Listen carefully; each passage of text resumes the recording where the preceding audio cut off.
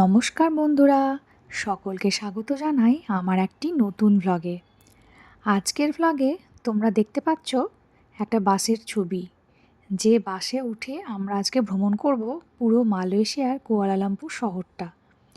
এতদিন মালয়েশিয়া থাকা সত্ত্বেও আমরা এই শহরটা আগে কখনো এরকমভাবে বাসে করে ভ্রমণ করিনি।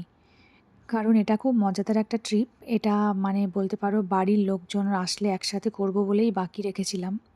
তো ফাইনালি সেই দিনটা চলেই এসেছে, দেখতে পাচ্ছ। তো এই বাসটা খুব সুন্দর একটা দোতলা বাস। বাসের নিচতলায় সচরাচর কেউ বসে না, কারণ বাসের নিচের তলা থেকে বাইরের ভিউটা একই রকম দেখতে লাগে নর্মাল বাসে বা গাড়িতে বসলে যেরকম দেখায়। কিন্তু বাসের উপরটা এতটাই সুন্দর, অর্ধেকটা এসি, অর্ধেকটা এরকম ওপেন।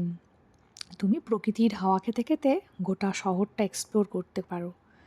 তো আমাদের বাড়ির লোকজন এসিতেই বসেছিল বাচ্চা নিয়ে, আর আমি আর আমার ননদ বাইরে বসেছিলাম কিছুক্ষণের জন্য। আর প্রথমে একটু গরমই লাগছিল, কারণ বিকেল 4টের দিকে অতটাও রোদটা কমেনি। তারপরে যখন আস্তে আস্তে রোদটা কমে গেল, ওয়েদারটা খুব ভালো হয়ে গেল, তখন আমরা অল্টারনেট করে প্রত্যেকেই মোটামুটি বাইরে এসে বসেছিলাম। তো বাইরে থেকে দেখো এই সিনটা কীরকম লাগছে দেখতে, কত সুন্দর গোটা শহরের ভিউ। তো মালয়েশিয়ার কুয়ালালামপুর শহরে কি কি দেখার আছে প্রত্যেকটা জায়গা এরা নিয়ে যায়। এই বাসের টিকিট তুমি গিয়েও কাটতে পারো, অনলাইনেও কাটতে পারো। তো আমরা গিয়েই কেটেছিলাম। আমরা বাড়ি থেকে লাঞ্চ করে মোটামুটি বেরিয়েছিলাম 2-2:30 নাগাদ। তারপরে বুকেত বিনতাং বলে একটা স্টপেজ আছে, ট্রেনে করে গেছিলাম। ওখানটায় নেমে এই বাসের টিকিট পাওয়া যায়। তো বাসের টিকিট পড়েছিল পার হেড আমাদের 60 রিঙ্গেট, মানে ইন্ডিয়ান কারেন্সিতে 1200 টাকা মতন পার হেড। তো এটা প্রায় 2-2.5 ঘন্টা ধরে ট্যুরটা হয়। গোটা শহরটা এরা কভার করে, আর প্রত্যেকটা স্টপেজে একটু করে দাঁড়াই বাইরে থেকে দেখার জন্য। এবার কেউ যদি মনে করে যে আমি ওইখানটায় নেমে ভিতরটায় ঢুকবো, কিছু কিছু জায়গা আছে যেগুলো উইথাউট টিকিটে তুমি ঢুকতে পারো, উইথাউট টিকিট বা টিকিট কাটতে হতে পারে। তো কেউ যদি মনে করে আমি নেমে প্রত্যেকটা জায়গা ভিতরে ঢুকে এক্সপ্লোর করব বাস থেকে, সেটাও করতে পারে। বাস কিন্তু তার জন্য দাঁড়াবে না, কিন্তু একটা অন্য ব্যবস্থা আছে ভালো, যেটা হচ্ছে এখানে এরকম পরপর কন্টিনিউয়াস বাস ছাড়তেই আছে একটার পর একটা।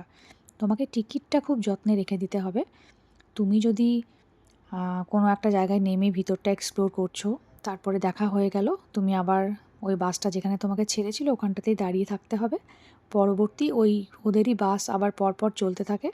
ওই বাস এলে টিকিট দেখালে ওরা আবার তোমাকে ওই বাসে উঠিয়ে নেবে। তো এরকমভাবে ট্যুরটা অনেকেই করে। তো আমাদের কোথাওই আমার সেরকম প্ল্যান ছিল না।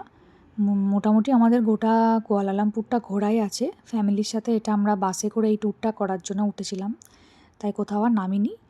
আর যারা আমাদের সঙ্গে ছিল তাদেরও অতটা ইন্টারেস্ট ছিল না যে প্রত্যেকটাই নেমে অতটা এক্সপ্লোর করার, কারণ প্রত্যেকেই একটু বয়স্ক, তো তাই অতটাও পেরে উঠতো না হয়তো একদিনে। তো যাই হোক, বাস থেকে পুরো শহরের ভিউটা দেখতে খুব ভালো লেগেছিলো আমাদেরও। মনে হচ্ছিলো নতুন করে যেন শহরটাকে দেখছি। এরা কি কি দেখাবে প্রত্যেকটা জায়গার নাম অ্যানাউন্স করতে থাকে, যেখানে যেটা আছে তখন সেটা বাসের মধ্যে অ্যানাউন্স হয় যে এটা এই জায়গা, এখানকার বিখ্যাত এই ব্যাপার। তো এখানে একটা ম্যাপও আছে, ওদের বাসেই দিয়ে দেয়। ওই হ্যান্ড ম্যাপটা নিয়ে নিলে তুমি আরও ভালো করে বুঝতে পারবে যে কোথায় কী আছে, কোনটা কোন স্টপেজে দাঁড়াচ্ছে, ওটা ভালো করে আরও বোঝা যায়। অনেক সময় অ্যানাউন্সমেন্টে ভয়েসটা অতটা ক্লিয়ার আসছে না, বা বাইরের এত গাড়ি ঘোড়ার আওয়াজে ভালো করে শোনা যায় না।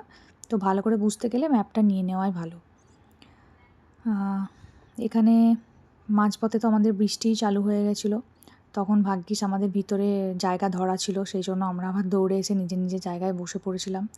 আর যারা প্রথম থেকেই ওপেন জায়গাগুলোয় বসেছিল তাদের আর বেচারিরা সিট পায়নি, তারা ভিতরে এসে দাঁড়িয়েছিল।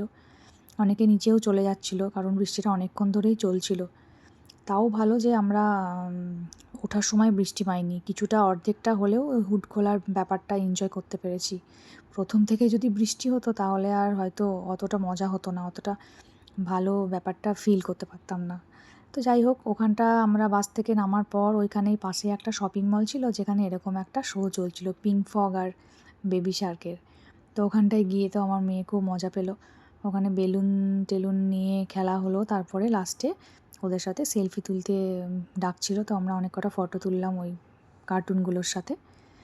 তারপর আমরা গেলাম পেট পুজো করতে।